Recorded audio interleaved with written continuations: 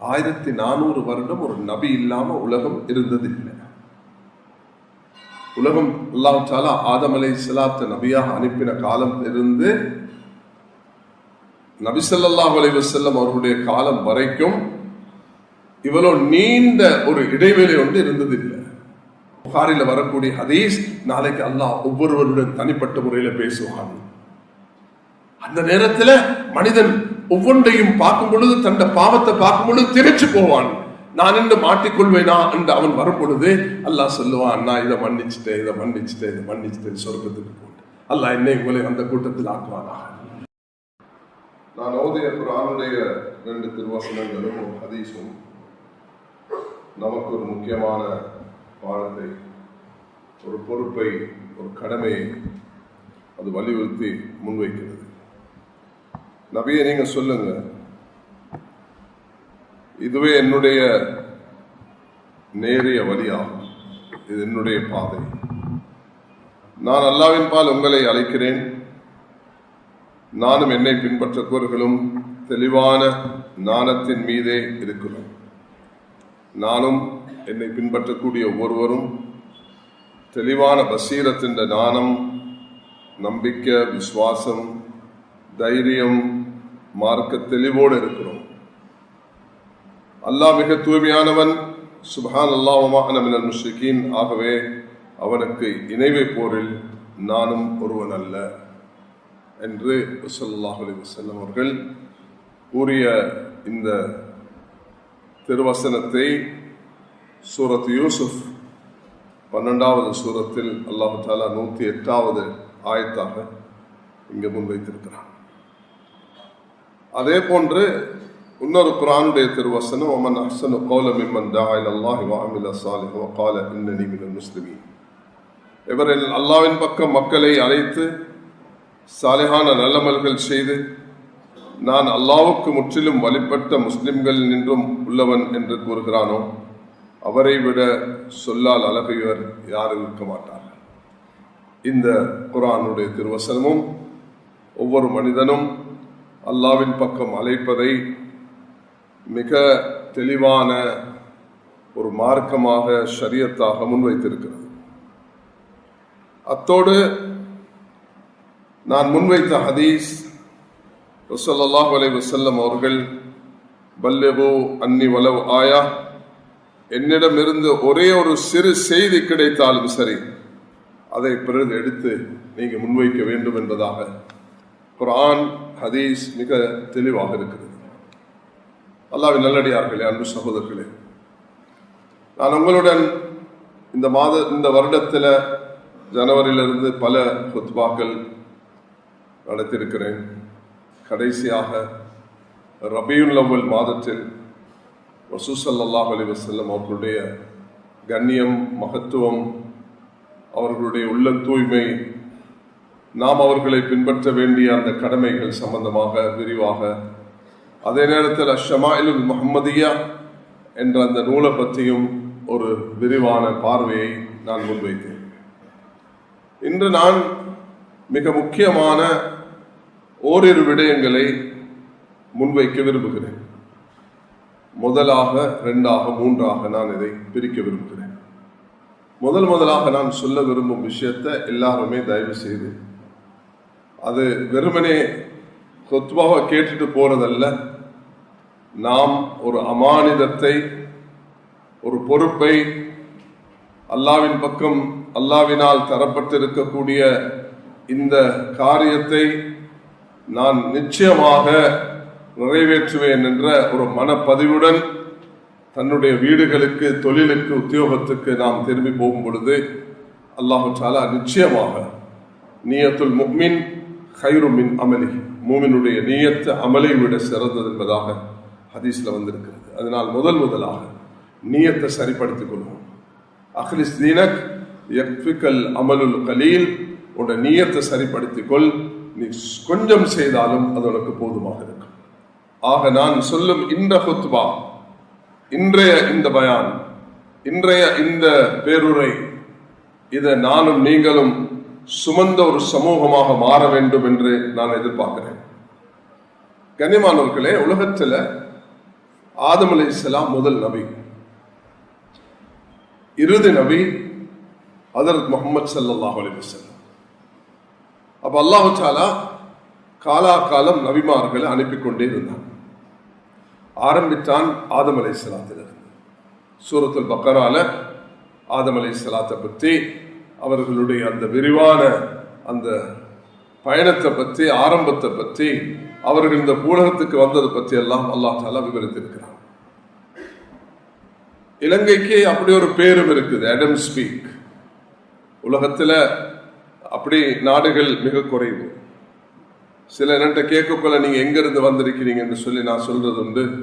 மின் பலதி ஆபா இனா ஆபாவுக்கும், என்னுடைய உங்களுடைய தந்தையின் ஊர்ல இருந்து வந்திருக்கிறேன். அப்ப கொஞ்சம் ஆச்சரியமாக எல்லாரும் பார்க்கறது உண்டு. அது என்ன மக்காவா மதீனாவா என்று கேட்பார்கள். அப்படி இல்லை என்று சொல்றது உண்டு. ஆக வரலாறு ஒன்று இப்படி சொல்லுகிறது. மக்காம இப்ராஹிம போல அல்லாஹ் தஆலா மக்கால ஃபத்தஹிது மின் மகாமி இப்ராஹிம் முஸல்லா, இதுதான் இப்ராஹிம் அலைஹிஸ்ஸலாத்துடைய கால்பாதம் படித்த இடம். அது போல யாருக்கும் இதை உறுதிப்படுத்தினார். அதுக்கு தான் இந்த ஹதீஸ்ல அடுத்த பகுதியில ஹதீஸு அன் பனி இஸ்ராயில் ஃபல ஹரஜ், நீங்க பனு இஸ்ராயில் இப்படி வந்த விஷயங்களை சொல்லலாம்.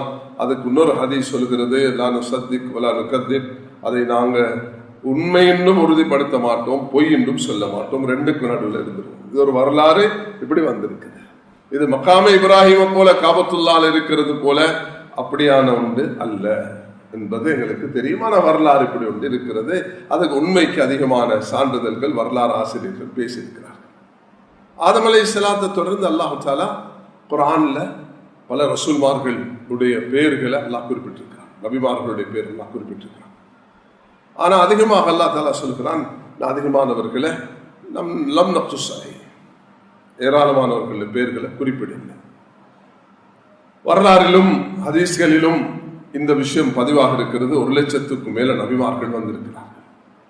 அப்ப ஆதம் அலைஹிஸ்ஸலாத்தோடு தொடர்ந்து இறுதி நபி ஸல்லல்லாஹு அலைஹி வஸல்லம் அவர்களுடைய காலம் வரைக்கும் சுமார் எத்தனை ஆயிரம் வருடங்கள் இருந்திருக்கும் என்று எங்களால அது வரலாறிலும் சொல்ல முடியாது. அந்த அளவுக்கு ஒரு நீண்ட ஒரு காலமாக அது இருக்கும். 5000 இருக்கலாம், 10,000 இருக்கலாம், 50,000 இருக்கலாம். எத்தனாயிரம் வருடங்கள் என்று யாருக்கும் அதை உறுதியாக சொல்ல முடியாது. ஆனா ரசூல் ஸல்லல்லாஹு அலைஹி வஸல்லம் அவர்களுடைய வஃபாத், நபி அவர்களுடைய நபித்துவம், நபியுடைய ஹிஜ்ரத், இதெல்லாம் எங்களுக்கு மிச்சம் தெளிவானது. அப்ப இன்றைக்கு நாங்க ஹிஜ்ரி 1446 ஜுமாத சானியா, ஜுமாதல் உக்ரா, ஜுமாதல் ஆஹிரா, இந்த இப்படி ஜுமாதல் ஆஹிரா என்ற 6வது மாசத்தில் இருக்கிறோம். அடுத்து வரப்போகிறது ரஜப், ஷாபான், ரமதான், ஷவ்வால், ஜுல்காதா, ஜுல்ஹிஜ்ஜா. அப்ப 6வது மாதத்துல முதல் வாரத்துல நாங்க இங்க ஒன்று சேர்ந்திருக்கிறோம். அப்ப 1446 வருடங்கள் ஆகியும் எந்த ஒரு நபியும் வரவில்லை. இது எங்கள் எல்லாருக்குமே தெரியும்.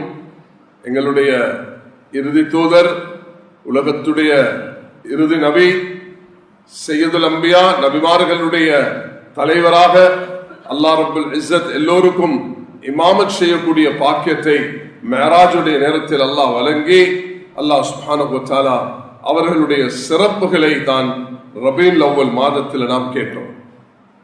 ஆக அவர்களுடைய இந்த 1400 வருடமாகி நாங்க ஒரு ஒரு ஒரு நிலைமையில வாழ்ந்து கொண்டிருக்கிறோம். அப்ப உலகத்தில் இதுவரைக்கும், உலகம் படைக்கப்பட்ட நாள்ல இருந்து இதுவரைக்கும் இவ்வளவு நீண்ட கேப் ஒன்று உண்டாக இல்லை. 1400 வருடம் ஒரு நபி இல்லாம உலகம் இருந்ததில்லை.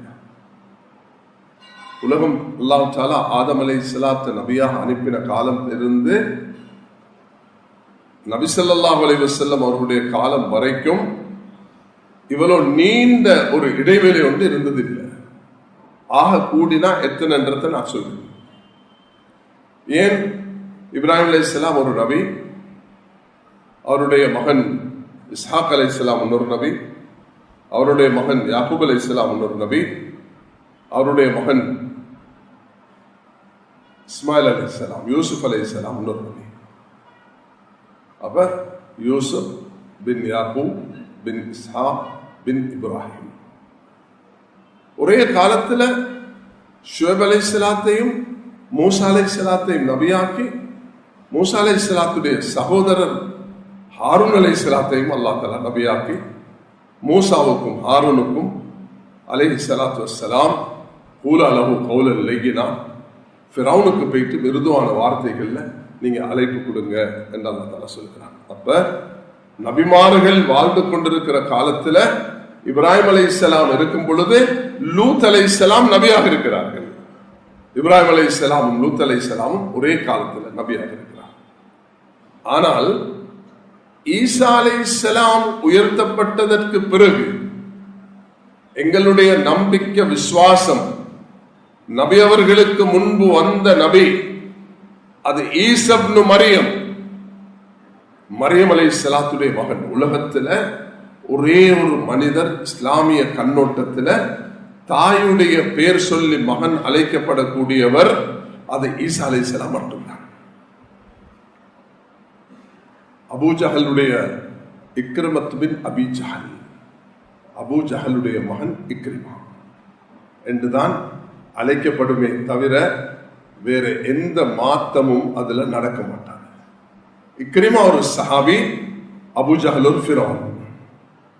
உதுஉம் லிஆபாஹி வஅஸது இன்தல்லாஹ், வாப்பட பேர் சொல்லி தகப்பன் பேர் சொல்லி அழைங்க என்று அல்லாஹ் சூரத்துல் அஹ்ஸாப்ல நிச்சயமாக இதை தெளிவாக முன்வைத்திருக்கிறார். அதனால கண்ணியமானவர்களே, மிக தெளிவான ஒரு விடயம், ஆதம் அலைஹிஸ்ஸலாம் தொட்டு ஈசா அலைஹிஸ்ஸலாம் வரைக்கும் தொடர்ச்சியாக சங்கிலி தொடராக ஒருவருக்கு பின் ஒருவராக நபிமார்கள் வந்து கொண்டே இருந்தார்கள். ஆனால் ஈசா அலைஹிஸ்ஸலாம் அவர்களுடைய அந்த பிறப்பே ஒரு பெரிய சோதனையாக மாறியது. இதனாலதான் அல்லாஹ் தஆலா குர்ஆன்ல சூரத்து ஆயிஷா, சூரத் ஜைனப், சூரத் ஃபாத்திமா, சூரத் ஹதீஜா என்ற சூறாக்களை அல்லாஹ் ஏற்படுத்தவில்லை. அவர்களுடைய பெயர்களை கூட குறிப்பிடவில்லை. உம்மஹாத்துல் முஃமினீன் என்று அல்லாஹ் தஆலா அவர்கள் மூமின்களுடைய தாய்மார்கள், நபி ஸல்லல்லாஹு அலைஹி வஸல்லமுடைய அஸ்வாஜ்கள், மனைமார்கள் என்று குறிப்பிட்டிருக்கிறானே தவிர அல்லாஹ் பேர் சொல்லி சொல்லவில்லை. ஆயிஷா ரலியல்லாஹு அன்ஹா அவர்களுக்கு அவதூறு பேசின நேரத்தில் கூட அல்லதீன ஜாஉ பில் இஃப்கி உஸ்வத்தும் மின்கும், ஆறுதல் சொல்லும் பொழுது சூரத்து நூரில் அல்லாஹ் தஆலா அதில் ஈடுபட்டவர்கள் உங்களை சார்ந்தவர்கள், நீங்க இது ஷர்ராக எண்ண வேண்டாம் என்று அல்லாஹ் தஆலா சுட்டி காட்டினானே தவிர பேர் சொல்லவில்லை. வத்குர் ஃபில் கிதாபி மரியம், மரியம் அலைஹிஸ்ஸலாமுடைய பேரை அல்லாஹ் குறிப்பிட்டிருக்கிறார். ஏன்? இது உலகத்துல ஆதம் அலைஹிஸ்ஸலாத்தை படைத்த அல்லாஹ் அதை தொடர்ந்து ஹவ்வாவை அவர்கள் ஜோடியாக ஏற்படுத்தி உலகத்துடைய சந்ததிகளை தகப்பனுடைய பேர் சூட்டிதான் பிறப்பதெல்லாம் இருக்குமே தவிர அல்லாஹ்வுடைய படைப்பு ஆதம் அலைஹிஸ்ஸலாம் எந்த ஒரு ஆண் பெண் சம்பந்தம் இல்லாமல் அல்லாஹ்வே படைத்தெடுத்தான். அதே போன்றுதான் உலகத்தில் அல்லாஹ் சுப்ஹானஹு வ தஆலா மரியம் அலைஹிஸ்ஸலாத்துடைய மகனாக வலம் யம்சஸ்னி பஷர், என்னை எந்த ஒரு ஆணும் தொடவில்லையே, எனக்கு எப்படி ஒரு குழந்தை எப்படி வர முடியும் என்று ஆச்சரியப்படக்கூடிய நேரத்தில் ஜிப்ரீல் அலைஹிஸ்ஸலாம் அனுப்பப்பட்டு ரூஹூதப்பட்டு அல்லாஹ் தஆலா இந்த உலகத்துக்கு ஒன்றை ஏற்படுத்தினார். அவர்கள் எங்களுடைய நம்பிக்கையின்படி உயர்த்தப்பட்டு விட்டார்கள், உயிருடன் இருக்கிறார்கள். என்சிலு ஈசா இப்னு மரியம், மரியமுடைய மகன் ஈசா இறங்குவார்கள். அல்லாஹ் இந்த பூமிக்கு அவர்களை அனுப்புவார். இந்த நம்பிக்கை எங்களுடைய குழந்தைகள உள்ளத்துல ஆழமாக பதிய வைக்க வேண்டும். ஆதம் அலைஹிஸ்ஸலாம் முதல் நபி, ஹஜ்ரத் முஹம்மது ஸல்லல்லாஹு அலைஹி வஸல்லம் இறுதி நபி, அவர்களுக்கு முன்பு வந்த நபி ஈசா அலைஹிஸ்ஸலாம், அந்த ஈசா அலைஹிஸ்ஸலாம் உயர்த்தப்பட்டு விட்டார்கள், அவர்கள் இறங்குவார்கள் என்பதை அல்லாஹ் தஆலா குர்ஆனிலும் ஸல்லல்லாஹு அலைஹி வஸல்லம் தெளிவான ஹதீஸ்களிலும் அவர்கள் எப்படி வந்து இதை உலகத்தில் நிலைநாட்டுவார்கள். யுகல்லிமுன் நாஸ ஃபில் மஹ்தி வ கஹ்லா, அவர்கள் சிறு பிராயத்துல சின்ன பிள்ளையாக இருக்கும் பொழுது எப்படி பேசினார்களோ முதிர்வை அடைந்த பிறகும் பேசுவார்கள். இன்னும் முதிர்வை அடையவில்லை, அவர்கள் 33 வயதுடையவர்களாக இறங்குவார்கள். அவர்கள் உலகத்தில் வந்து நீதியை, சமாதானத்தை, ஐக்கியத்தை, ஒற்றுமையை, சாந்தி சமாதானத்தை, நிம்மதியான ஒரு சூழலை உருவாக்கி ஆட்சிப்படிதான் இருக்க வேண்டும் என்பதை அவர்கள் மிக தெளிவாக முன்வைப்பார்கள். அப்படிப்பட்ட ஒரு காலத்தை நானும் நீங்களும் சந்திக்க இருக்கிறோம். நான் இப்ப உங்கள்கிட்ட கேட்கிற ஒரு கேள்வி இருக்குது. ஈசா அலைஹிஸ்ஸலாமுக்கும் உயர்த்தப்பட்டதுக்கும் நபி அவர்களுடைய வருகைக்கு இடையில காலம் எவ்வளோ என்று கேட்டா நீங்க எல்லாரும் சொல்லணும், இந்த கேப், இந்த இடைவெளியுடைய காலம் 600 years, 600 வருடங்கள். அப்ப உலகத்தில் ஒரு நபி இல்லாமல் இருந்த காலம் என்றால் ஈசா அலைஹிஸ்ஸலாம் உயர்த்தப்பட்டு ரசூலுல்லாஹி அலைஹி வஸல்லம் அவருடைய வருகைக்கு இடைப்பட்ட காலம் 600 வருடம். இந்த இடைப்பட்ட காலம் ஒரு நபி இல்லாமல் ஆகும் பொழுது உலகம் எப்படி மாறியது? இதுதான் என்னுடைய இந்த ஜும்மாவுடைய தலைப்பு. இதை வச்சு நானும் நீங்களும் என்ன செய்ய வேண்டும் என்றதை புரிஞ்சு கொள்வோம். அதுதான் என்ன நோக்கம். 600 வருடம் ஒரு நபி இல்லாமல் ஆகும் பொழுது எனக்கு மிச்சம் டீட்டெயிலாக போறதுக்கு நேரம் இல்லை. நான் உரிய நேரத்துல முறையாக இதை முடிச்சு கொள்ளணும். ஆனா அதே நேரத்துல நீங்க இதை புரிஞ்சு கொண்டு போகணும் என்று சொன்னா அந்த நேரத்துல ஏற்பட்ட கேப்பால என்ன நடந்துச்சுன்னா எது நடக்க கூடாதோ அது நடந்துச்சு.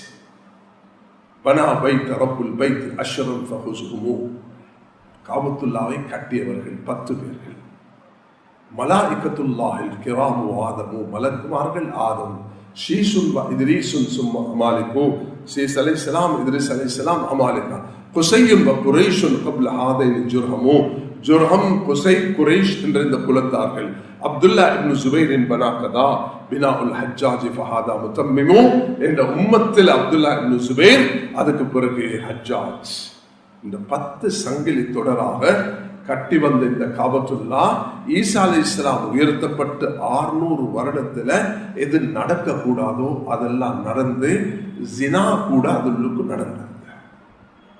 ஜினா 2 பேர் நிர்வாணமாக தவாஃப் செய்து அந்த ஜினால ஈடுபட்டு சிறை வணக்கத்துல அந்த ஜினா செஞ்சவர்கள் அல்லாஹ் பனிஷ்மெண்ட் கொடுத்த அந்த அஸாப் தண்டனை சிலைகளாக மாற்றப்பட்டு அந்த சிலைகளை இவர்கள் சஃபா மர்வால கொண்டு போய் வச்சு அவர்ல தவாஃப் செய்து அதை சங்கப்படுத்தி கொண்டிருக்கக்கூடிய நிலைமைய உலகம் சந்திச்சது என்பது அது மிக தெளிவான வரலாறு. யாரும் அதை நிராகரிக்க முடியாது. இதனாலதான் குர்ஆன்ல சஹாபாக்கள் சஃபா மர்வா உடைய சட்டத்தை பத்தி கேட்கும் பொழுது அல்லாஹ் தஆலா ஹஜ் உம்ராவை செய்ய சொல்லும் பொழுது அத்திமுல் ஹஜ்ஜ வல் உம்ரத லில்லாஹ், ஹஜ் உம்ராவை நிறைவேற்றுங்கள் என்று சொல்கிறான். ஆத்து ஜகாத், ஜகாத்தை கொடுங்க என்று சொல்கிறான். அகிமுஸ் ஸலா, தொழுகை நிலைநாட்டுங்க என்று சொல்கிறான். ஃபமன் ஷஹித மின்கும் ஷஹர ஃபல்யஸும், நோம்பு பிடிங்க என்று அல்லாஹ் தஆலா கட்டளை பிறப்பிக்கிறான். எல்லா கட்டளையில வந்தது. ஆனா சஃபா மர்வாவும் அப்படிப்பட்ட ஒன்றுதான். ஆனா அல்லாஹ் சொல்லக்கூடிய வார்த்தை இன்ன சஃபா வல் மர்வத மின் ஷஆயிரில்லாஹ் ஃபமன் ஹஜ்ஜல் பைத வதமர ஃபலா ஜுனாஹ அலைஹி யத்தவஃப பிஹிமா. அப்ப இதுல சஹாபாக்களுக்கு ஒரு கேள்வி வந்துச்சு, இந்த சஃபா மர்வா இப்படியான ஒரு தவறான விஷயத்துக்கு இல்லையா போச்சு யாரோ சொல்லலாம்.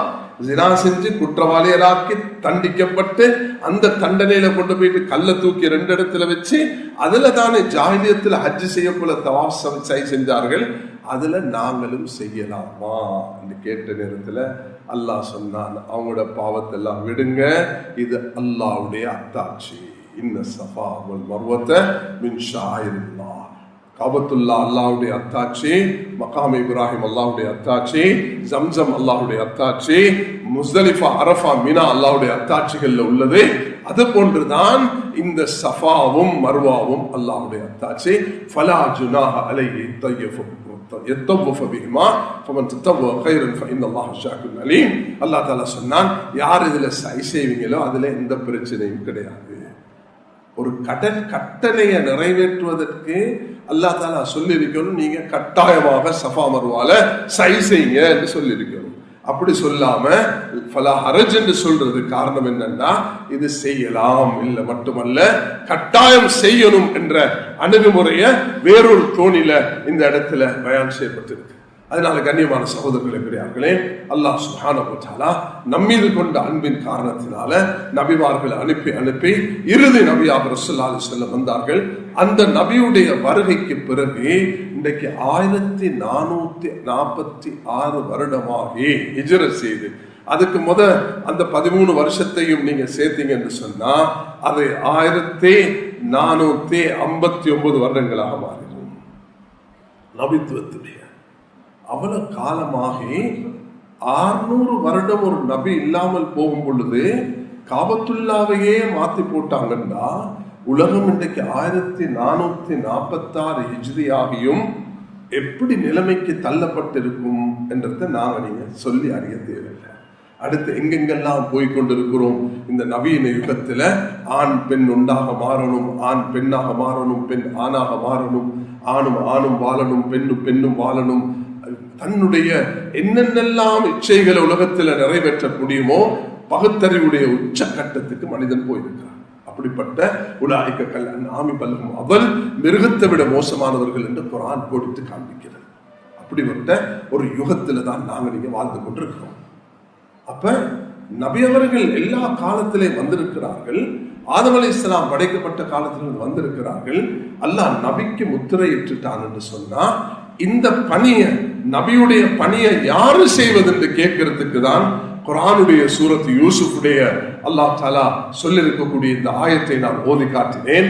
அல்லாஹ் தஆலா சொல்கிறான் 108வது திருவசனத்துல சூரத் யூசுஃப்ல அந்த 12வது சூரத்துல குல் ஹாதிஹி சபீலி, இது என்னுடைய பாதை, அதுஇலல்லாஹ், இதன் பக்கம் அழைக்கிறேன், மிக ஞானத்துடன் அலா பஸீரத்தின் அன வ மன் இத்தபஅனி, நானும் என்னை பின்பற்றக்கூடிய ஒவ்வொருவரும் இந்த பணியில ஈடுபட வேண்டும். அதுல யாருமே இங்க வந்திருக்கக்கூடியவர்கள் விதிவிலக்கு கிடையாது. ஆலிம்கள், ஹாஃபிஸ்கள், முஃப்திகள், காரிகள், வியாபாரிகள், வாலிபர்கள், அல்ஹம்துலில்லாஹ் இது ஒரு வித்தியாசமான மஸ்ஜித். இதுல சிறப்பு என்னன்னா சிறார்கள் மிக அரிது. விதிவிலக்காக நான் அரிதுன்னு சொல்றேன். என்ன பார்வைக்கு யாரும் அப்படி வயது வராதவர்கள் இல்லை. இங்க 5000-10,000 பேர் இருக்கிறன்னா இந்த மஸ்ஜிதுல 99% வயது வந்தவர்கள் தான் இருக்கிறீங்க. நீங்க யாரும் நாங்க யாரும் அல்லாஹ்வுடைய இந்த கட்டிலிருந்து தப்பிக்கொள்ள முடியாது. அதை நல்ல மனசுல பதிய வைக்கணும். அதுக்குதான் புகாரியுடைய ஒரு ஹதீஸ முன்வைக்கிறேன். பல்லிகு அன்னி வலவ் ஆயா, ஒரு சிறிய விஷயத்தை என்னிடத்தில் பெற்றுக்கொண்டாலும் எத்தி வையுங்கள் என்று அல்லாஹ் தஆலாவுடைய தூதர் ஸல்லல்லாஹு அலைஹி வஸல்லம் அவர்கள் சொல்லியிருக்கிறார்கள். அதனால் அல்ஹம்துலில்லாஹ் எனக்கு நிச்ச நம்பிக்கை இருக்குது.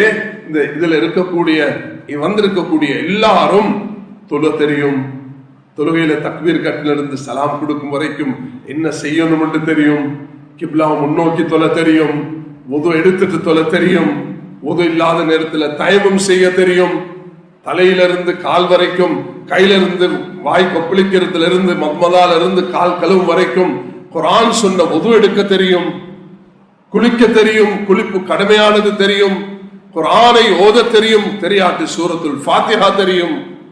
இவ்வளவு விஷயங்களை தெரிஞ்சிருக்கக்கூடிய நாங்க அல்லாஹ் கிட்ட நிச்சயமாக தப்ப முடியாது. அல்லாஹ் தஆலா கேட்பானா, நான் பசித்திருந்தேன், நான் தாகித்திருந்தேன், நான் சுகையினமாக இருந்தேன், நீ என்ன பார்க்கலையா அப்பாண்ட அல்லாஹ். நான் இதுக்கு முதல் சொல்லியிருக்கிறேன், புகாரில வரக்கூடிய ஹதீஸ், நாளைக்கு அல்லாஹ் ஒவ்வொருவருடன் தனிப்பட்ட முறையில பேசுவான். அந்த நேரத்துல மனிதன் ஒவ்வொன்றையும் பார்க்கும் பொழுது, தன்னுடைய பாவத்தை பார்க்கும் பொழுது திகைச்சு போவான்.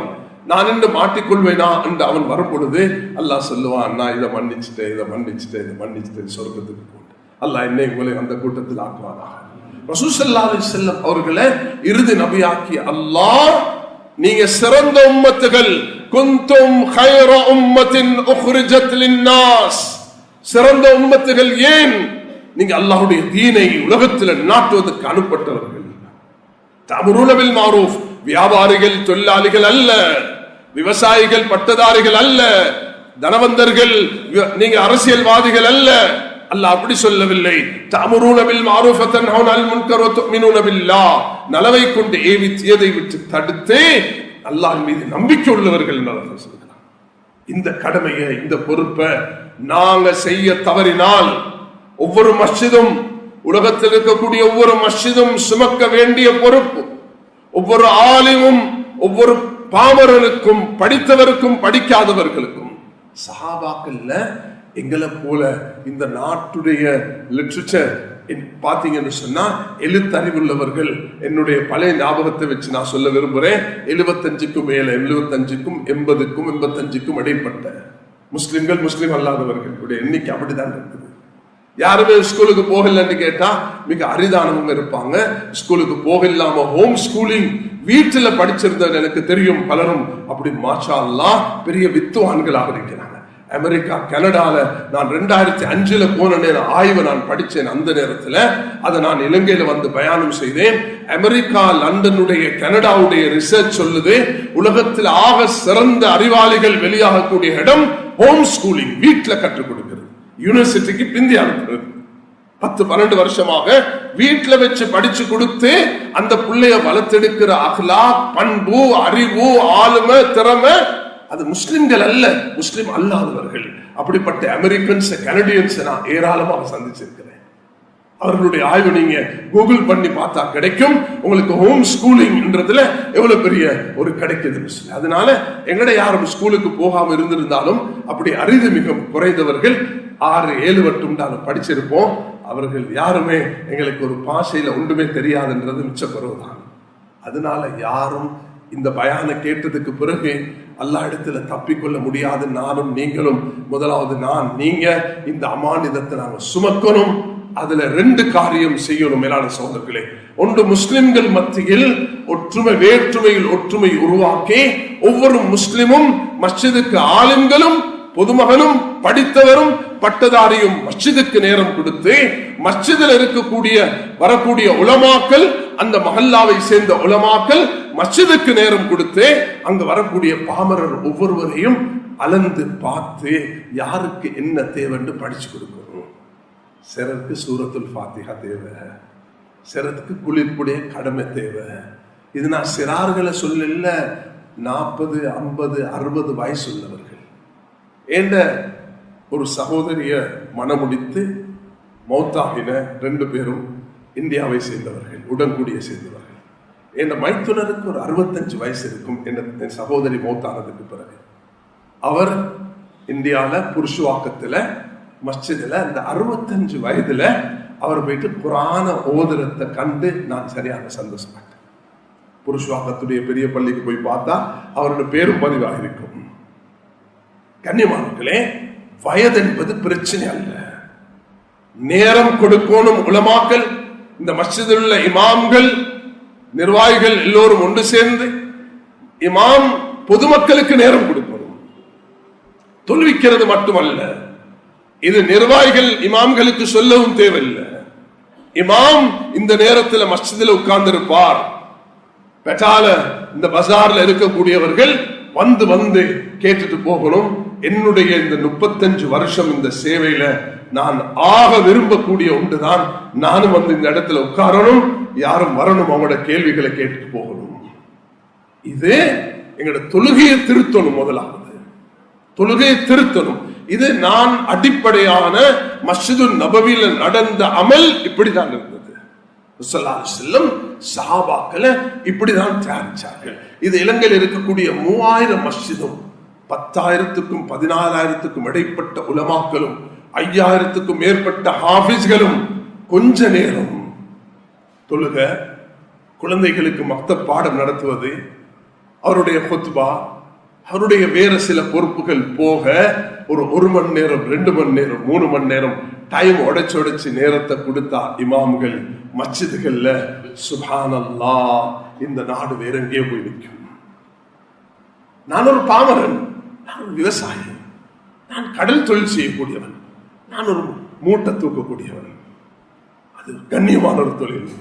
வேறொரு அடிச்சு கையில வரக்கூடிய அந்த கஷ்டம் சுப்ஹானல்லாஹ், அல்லாஹ்க்கு விருப்பமானது. கோடாரி எடுத்து விரவு வச்சு சம்பார் என்று நபி ஸல்லல்லாஹு அலைஹி வஸல்லம் அனுப்பி வைத்தார்கள். மகளே, இந்த மருமகன் எங்கே என்று கேட்ட நேரம் வீட்டுல பசி, சாப்பிட வசதி இல்லை, பேரர்களை கூப்பிட்டு கொண்டு வெளியே போயிட்டான். எங்க போனான் என்று பார்க்கும் பொழுது யூதருடைய தோட்டத்துல கிணத்துல இருந்து தண்ணீரை வச்சு கொண்டிருக்கிறார்.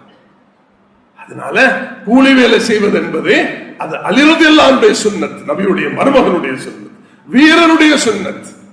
எந்த தொழிலும் ஹலாலாக்கப்பட்ட தொழில்கள் அது அற்பமானது அல்ல.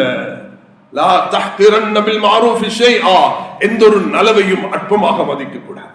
ஸல்லல்லாஹு அலைஹி வஸல்லம் எமக்கு காட்டி தந்திருக்கிறார்கள். ஹலாலான சம்பாத்தியம், அந்த சஹாபி கேட்டாங்க, நீ யாசகம் ஏன் கேட்கிறான், ஏன் பிச்சை கேட்கிறான், உண்ட வீட்டுல ஒன்றும் இல்லையா? இருக்கு யா ரசூலல்லாஹ், விரிக்கிறதுக்கு ஒரு தோல் ஒரு பாத்திரம் கொண்டு வா. கொண்டு வந்து பஜார்ல நபி அவங்க ஏலம் விட்டாங்க, ஆப்ஷன். அங்கிருந்து தான் ஷரியத்துல இந்த பாக்குறீங்க கிராம பகுதிகளில் என்ன செய்வாங்க, தேங்காய் இருக்கும், அங்க வந்த பொருள்கள் இருக்கும், ஆப்ஷன் போடுவாங்க.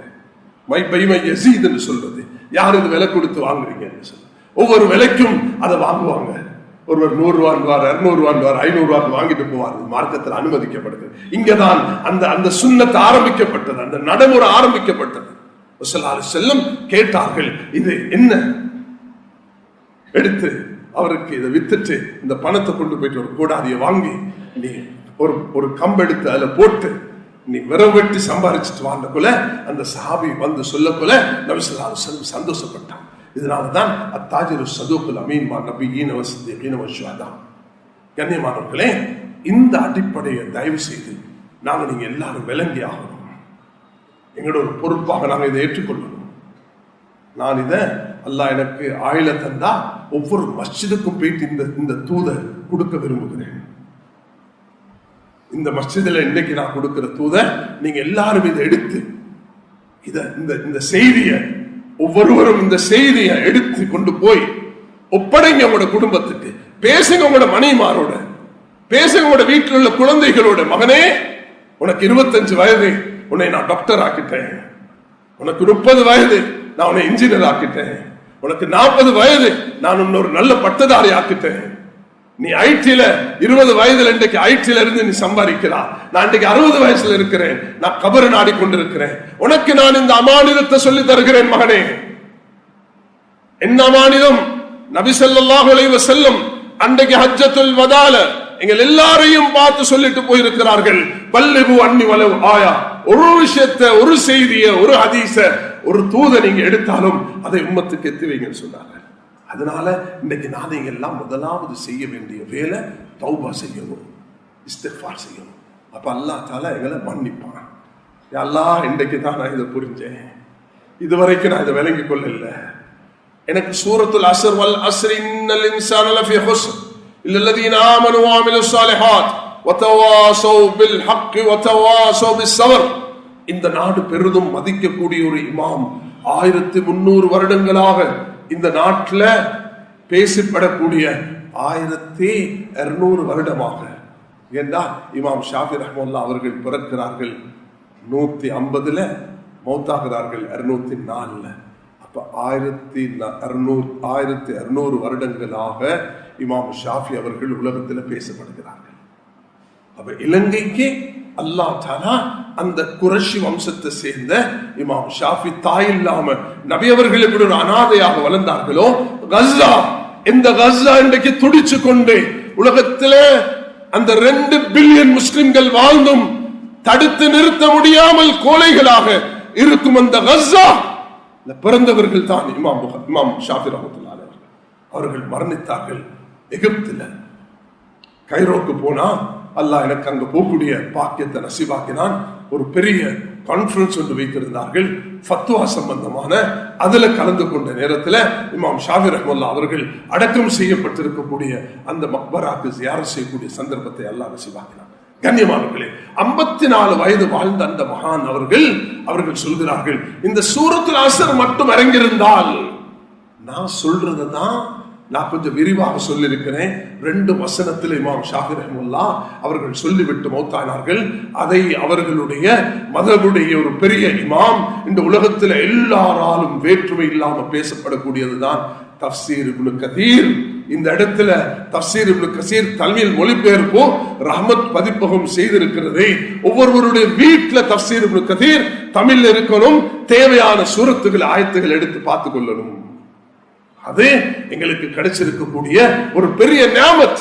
அந்த தஃப்சீர் இப்னு கதீர் ரஹ்மத்துல்லாஹ் 700ஆம் ஹிஜ்ரிகள்ல பிறந்தவர்கள். அவர்கள் இமாம் ஷாஃபி ரஹ்மத்துல்லாஹ் அவர்கள் சொன்னதை சூரத்துல் அஸ்ர்ல தஃப்சீர்ல எழுதக்கொள்ள சொல்கிறார்கள். இமாம் ஷாஃபி சொல்கிறார்கள், இந்த ஒரு சூரத்து மட்டும் இறங்கினா போதும், உம்மத்துக்கு இறங்கியிருந்தால் போதும். அல்லாஹ் இதுல எல்லா பொறுப்புகளையும் சொல்லியிருக்கிறான். ஈமான், நல்லமல், வதவாஸோ பில் ஹக், உண்மையை போதிங்க, பொறுமையை போதிங்க. நான் 3 விஷயங்களை சொன்னேன். நான் சிலதை தொகுத்துட்டு வந்தேன். ஆனா எனக்கு அதெல்லாம் பேசுறதுக்கு இடம் தரல. நான் அதை வார கிழமைகள்ல இன்ஷா அல்லாஹ் பேசுறேன். நான் நினைக்கிறேன் இந்த ஒரு தூது இன்றைக்கு போதும்னு நினைக்கிறேன். பலதையும் நான் சொன்ன போனேன்டா உங்களுக்கும் கன்ஃபியூஸ் ஆகிரும், எனக்கு நேரம் இடம் அளிக்காது. அதனால இதை திரும்ப உறுதிப்படுத்துங்க மேலான சகோதரர்களே. சஹாபாக்கள் எல்லாரும் PhD ஹோல்டர்ஸ் இல்லை. காலிது வலீத் ரலியல்லாஹு அன்ஹு சொல்றாங்க, நான் அல்லாஹ்வுடைய பாதையில, போர்களத்துல, ஜிஹாதுல, உலகத்துல அமானிதம் சாந்தி சமாதானம் வரணும். ஜிஹாதுன்னு சொல்றதுல ஆள் கொள்றது இல்லை. ஜிஹாதுன்னு சொன்னா அதுக்கு 5 கருத்துக்கள் இருக்குது. ஒன்றையும் படிக்காட்டி, வாங்கி படிக்காட்டி குறைஞ்சது ஒரு 150 ரூபாய் செலவழிச்சு ஜிஹாதுண்டா என்னன்னு தமிழ்லையும் சிங்களத்திலையும் எழுதியிருக்கிறோம். ஒவ்வொருவரும் அந்த ஜிஹாதுடைய புத்தகத்தை ஜெமித்துலமா கிட்ட எடுத்து அல்லது டவுன்லோட் பண்ணி அதை நீங்க வாசிச்சு இந்த நாட்டில் உள்ள ஒவ்வொரு நான் முஸ்லிமுக்கு கொடுத்தா அல்லாஹ் உங்கள்கிட்ட இந்த அமானிதத்தை நிறைவேற்றியான்னு சொல்லுவான். 150 ரூபாய் 200 ரூபாய் கொடுக்கலாத அல்லாஹ்க்கு 200 ரூபாய் கொடுத்து இந்த புத்தகத்தை எடுத்து ஜிஹாதுண்டா என்ன இந்த நாட்டுக்கு வந்தது. ஆகப்பெரிய சோதனை 2003 எழுதப்பட்ட இஸ்லாத்துக்கு எதிரான ஒரு புத்தகம். அல் காய்தா தாலிபான் என்ற பெயர்ல வந்துச்சு. அது LTT உச்சகட்டத்துல அது முடிவடைகிறதுக்கு நெருங்கி கொண்டிருக்கிற காலத்துல 20 வருஷம் 83 93 20 வருஷத்துக்கு பிறகு ஒரு நெச்சு கருத்தை இங்க போட்டு இந்த நாட கொந்தளிப்புக்கு ஆளாக்கின அந்த நேரம் நாங்க எல்லாரும் அப்படியே பொடுப்போக்காக இருந்துட்டோம். 2010 2013 10 வருஷத்துக்கு பிறகுதான் எங்களோட கண் திறந்துச்சு. ஓஹோ, 10 வருஷத்துக்கு எங்களுக்கு போட வித்த இன்றைக்கு அனுபவிக்கிறாங்க என்றத 2003 தான் கண் திறந்தோம். எல்லாருமே உலமாக்களும் புத்திசாலிகளும் படிச்சவர்களும் எல்லாருமே கண் திறக்கிற நேரம் பஸ் போயிருச்சு. அதுல 10 வருஷம் கஷ்டப்பட்டோம். 2013 இருந்து 2023 வரைக்கும். கண்ணியமானவர்களே, அந்த நிலைமை திரும்பி வரக்கூடாது என்பதற்காக தான் என்னுடைய இன்றைய ஃபுத்பா என்பதை எல்லோரும் நான் இன்றைக்கு மௌத்தாகினாலும் அல்லாஹ் கிட்ட எனக்கு போயிட்டு சொல்ல முடியும். நான் 35 வருஷமாக இந்த மெம்பர்ல ஏறியவன் என்ற காரணத்தினால யா அல்லாஹ் இந்த அமானிதத்தை இந்த மஸ்ஜிதுடைய மெம்பருடைய இந்த படிகளுக்கும் இந்த மதில்களுக்கும் இங்க வந்திருக்கக்கூடிய நிர்வாகிகளுக்கும் இமாம்களுக்கும் இங்க இருக்கக்கூடிய ஒவ்வொருவருடைய காதல் எத்தும் இடத்துல என்னால முடிவான இடத்துல நான் இந்த அமானிதத்தை முன் வச்சிருக்கிறேன். இதை செய்யலண்டா 1960 பர்மாக்கு போயிட்டு இந்தியா மண்ல பிறந்த அபுல் ஹசன் அலி நதுவி ரஹ்மத்துல்லாஹி அலைஹி இந்தியா மண் பெற்றெடுத்த ஆக பெரிய மகான் மக்கால காபத்துல்லால 1999 31ஆம் திகதி இமாம் சுதைஸ் அவர்கள் நோன்பு 27 அன்றைக்கு அவருடைய காயிப் ஜனாசா மறைவான ஜனாசாவை தொழுவித்தார்கள். மக்கா மதீனால சுமார் 50 லட்சம் மக்கள் அந்த ஜனாசால கலந்து கொண்டார்கள். அப்படிப்பட்ட ஒரு மகான் பர்மாக்கு போயிட்டு இதே செய்தியை தான் சொன்னாங்க. பர்மா மக்களே, இந்த பெரும்பான்மை சமூகத்துக்கு இந்த மார்க்கத்தை சரியாக சொல்லிக் கொடுக்காவிட்டால் நீங்க இந்த ஊர்ல இருப்பது உங்களுக்கு கஷ்டமாகும் என்று சொன்னார்கள்.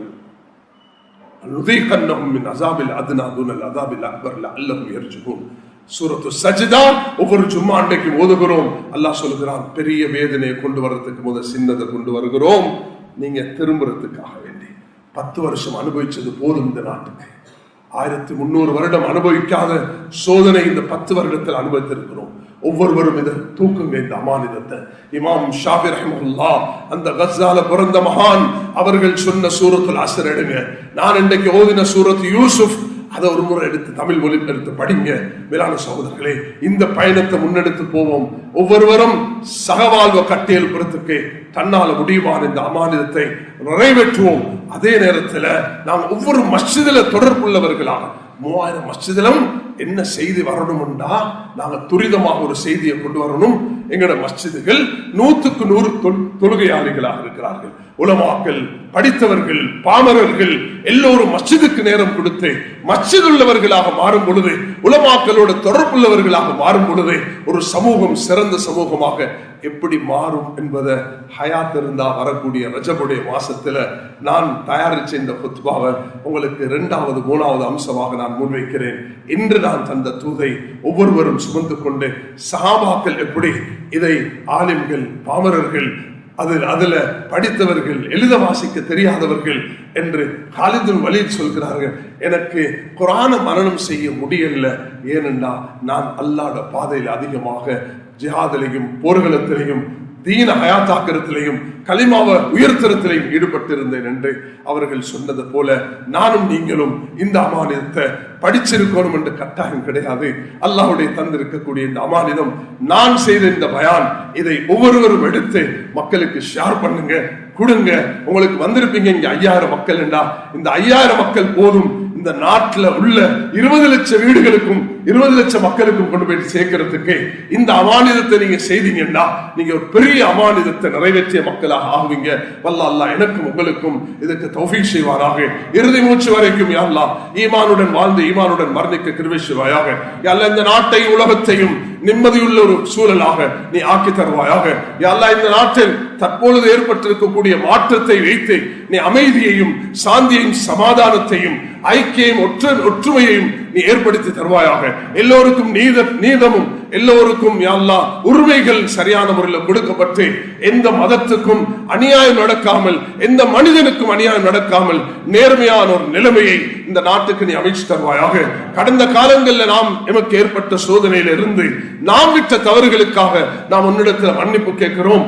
நோன்பு 27 அன்றைக்கு அந்த மேராஜுடைய இரவுல நீ ஏற்றுக்கொள்றது போல யா அல்லாஹ் இந்த துஆவை நீ ஏற்றுக்கொண்டு எங்களுடைய தௌபாவை, எங்களுடைய தவறை, எங்களுடைய குற்றத்தை, இந்த அமானிதத்தை நிறைவேற்றும் விஷயத்துல நாம் விட்ட அந்த பிழையை உறுதியாக புரிந்து தௌபா செய்கிறோம். எங்கள் அனைவர்களையும் ஏற்றுக்கொள்வாயாக.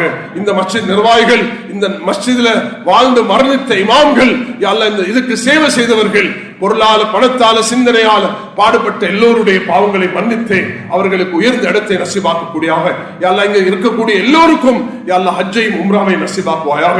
பைத்துல் மக்தஸுக்கு போகக்கூடிய பாக்கியத்தை தருவாயாக. வாஹிர் தஅவானா அல்ஹம்துலில்லாஹி ரப்பில் ஆலமீன். Thank you for watching. Please remember to subscribe, like and share our Red Masjid YouTube channel. We appreciate your continued support. May we all be rewarded, and may the Almighty forgive our sins. See you next week, Insha'Allah.